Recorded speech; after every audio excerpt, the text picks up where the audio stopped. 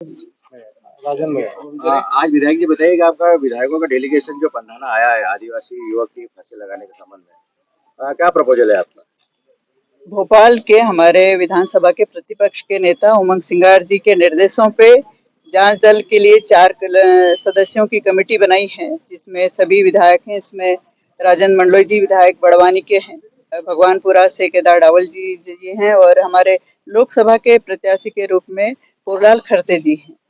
तो और मैं करके 4 की कमेटी उन्होंने निर्देशित किया कि जाकर मौका मुआयना करें और उसके बाद परिजनों से भी चर्चा, मौका मुआयना, उसके बाद एसपी और कलेक्टर साहब से बातचीत करना है और क्या हुआ है इसको देखना है। और यदि किसी के साथ अन्याय हुआ तो वो आवाज उठाने की जवाबदारी हमारे को जनता ने सौंपी है, तो उसको उठाना है।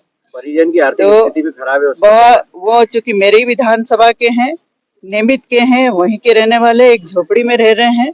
उसके माता पिता भी, उसके जो मृतक है उसके परिवार के भी छोटे छोटे बच्चे हैं, जिनके आय का कोई साधन नहीं। हम उनसे भी मिलके आ रहे हैं, क्योंकि मैं विधायक हूँ तो निश्चित ही पहले भी मैं उनसे मिल चुकी हूँ। ऐसी बुरी स्थिति में परिवार का एक सदस्य, जिसके ऊपर एक संगीन आरोप लगा के उसको लॉकअप में बंद किया, और उनको क्या मिला ये तो वही जाने अब, ठीक है ना, वो अपनी रिपोर्ट पेश करेंगे। किंतु हमारा जो कर्तव्य है परिवार के प्रति और एक मानवता के नाते, आप सब लोग जानते हैं कि किसी को भी आप गिरफ्तार करके लाते हैं तो तुरंत उसकी एफआईआर दर्ज होनी चाहिए और तुरंत उसको 24 घंटे के भीतर कोर्ट में पेश करना चाहिए, और कोर्ट से आपको डिमांड जितने भी दिन का कोर्ट दे उसके होना चाहिए। ये नियम हम सभी आमजन भी जानते हैं, और सभी पढ़े लिखे और जो अशिक्षित है वो भी इस बात को जानते हैं। वो सारी चीजें नहीं हुई है, हमको देखने को मिला है। बाकी जो घटनाक्रम हमने देखा है वो बाकायदा एसपी कलेक्टर से बात करेंगे, और उसके बाद जो रिपोर्ट हम लोग उमंग सिंगार जी ने हमको भेजा है वहां जाकर उनको देंगे, और मुख्यमंत्री जी के नाम हम लोग जांच, और जांच के बाद परिवार को सहायता और निष्पक्ष रूप में मजिस्ट्रेट जांच उच्च स्तरीय हो और त्वरित कार्रवाई हो, ये बात रखेंगे। और आगे की जो है बहुत सारी चीजें जो कलेक्टर एसपी से बात करना है वो हम लोग उन्हीं से करने वाले हैं। सर बताइए सर, आज जो विधायकों का डेलीगेशन जो आया जी निरीक्षण करने उस आदिवासी युवक की मामले में, क्या है, क्या ज्ञापन दिया, क्या है? हाँ, उनको शायद ये संज्ञान में नहीं था कि इसकी जुडिशियल इंक्वायरी ऑलरेडी स्थापित हो चुकी है। तो ये पता करने आए थे कि इसकी एक न्यायिक जांच हो, निष्पक्ष जांच हो। जब उनको ये अवगत कराया गया, उन्होंने कहा हाँ, अगर न्यायिक जांच चल रही है तो फिर उसके बाद ही वो उसको समझ पाएंगे। पर उनको जो जानकारी उन्होंने चाहिए थी वो दी गई कि धर्मेंद्र हमारे चोरी के, मोटरसाइकिल चोरी के केस में अरेस्ट हुआ था, और अरेस्ट होने के बाद जब वो लॉकअप में था उस अवधि में उसने अपना हवालात के अंदर फांसी लगा ली थी।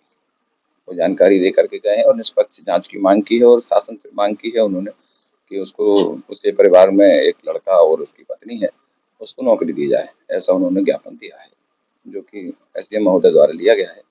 और उसको जो भी होगी, जहाँ भी उचित स्थान कार्यक्रम कार्रवाई के लिए भेजा जाएगा।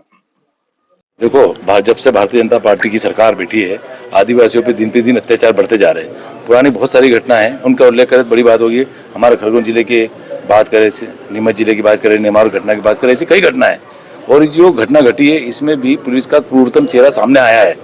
पुलिस ने कोई भी व्यक्ति को जब तक गिरफ्तार करते तो रोजनामचा में दर्ज होता है, उसको कोई गिरफ्तारी नहीं ली, उसको इतना प्रताड़ित करा और उसको मानसिक और शारीरिक रूप से प्रताड़ित करा ही, साथ साथ में उसको उसके गांव में और ससुराल में उसको जो बेइज्जत किया है, जिसके कारण कहीं ना कहीं बहुत ज़्यादा हरास हुआ है वो। और उसके बाद आप देखिए कि पुलिस का ये कहना है कि लगभग 10 बजे डेथ की, तो सुबह तक किसी को कोई खबर नहीं, प्रशासन को कोई खबर नहीं। सुबह उनके जो परिजन हैं उनको कोई सूचना नहीं, उनके परिजन को बिना बुलाए डेथ बॉडी को जहां टंगी हुई थी वहां से उठा लिया। और इसमें जो कानून की प्रक्रिया है उसका कहीं से कहीं तक पालन नहीं हुआ, पूरी तरह से उल्लंघन हुआ। यदि कोई और जगह होता है और कहीं बात होती तो अभी तक कहाँ से क्या हो जाती। लेकिन चूंकि आदिवासी बेचारा पीड़ित अपने आवाज़ को नहीं उठा पाता, अनपढ़ रहता है, गरीबी की हालत में जीवन जीता है, तो उसके परिजनों को कुछ प्रलोभन देकर मामले को रफा दफा करने का भी प्रयास किया है। ये भी बातें सामने आई है। और ये ऐसा है कि सिर्फ हमको परिजन नहीं बता रहे, पूरे गांव के लोग, वहाँ जो स्थानीय गांव के लोग, वो सब बता रहे हैं कि उसको पुलिस ने चड्डी में, बनियान में पूरे गांव में घुमा रहे और हरे हरे सोटों से मारते जा रहे हैं। तो क्या इज्जत रहेगी? मतलब एक व्यक्ति की, मानव की गरिमा क्या रहेगी?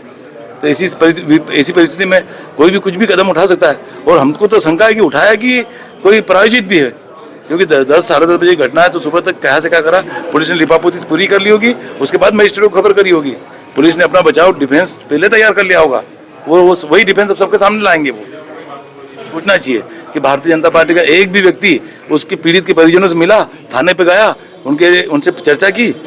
ऐसे राजनीतिक आरोप लगाना बड़ी आसान बात है, लेकिन भारतीय जनता पार्टी को जवाब देना पड़ेगा कि किस प्रकार से मध्य प्रदेश में आदिवासियों के ऊपर कितना अत्याचार बढ़ते जा रहा है। उस हिसाब में आप क्या कर रहे हो? आदिवासियों को कोई राहत नहीं, और कोई और व्यक्ति होता तो आज कहाँ से कहाँ हो जाता। वो आदिवासी अभी तक उसकी कोई मदद को कोई आगे आने को तैयार नहीं है।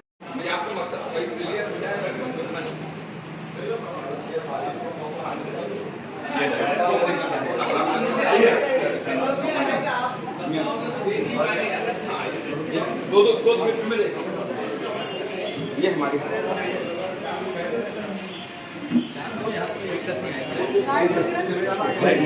ये वाला बल्ब जलाओ, हमारे थोड़ा करंट ही लगा हुआ है। इसकी लाइट जला देना बाहर वाले की, एक साइड डाला। लो क्या भाई आप देखो, वो दो भी बंद कर दिया, ये ले बात है। आप अंदर नहीं जा रहे थे अपन नहीं, ये बात थी कितनी हाइट थी उसकी? वो आपका अपलाइन वीडियो कैमरा तो आपको दिखेगा, पर ये पार्टी जो नहीं ये तो फिर हमने जो सर इसी बार से लगता था किसी को इतनी हाइट की थी करीबन इतनी हाइट इसमें यहाँ था ये हाँ वो चूंकि तो यहाँ इसमें जैसे से लगता था। हाँ ऐसे ही है वो, सेम इधर भी लगता तो उसको बाद में बंद किया। हाँ अभी ये जो रखा है ये यहाँ डला हुआ था वो लेटने के लिए है, आपकी में आती है होम का डलता उसमें डला था कंबल, तो धीरे से सोते सोते उसने चिंदिया फाड़ी, वो आपको वो दिखा दें। चिंदिया फाड़ी रस्सी बनाई और फिर उसने यहाँ आके ये कैमरा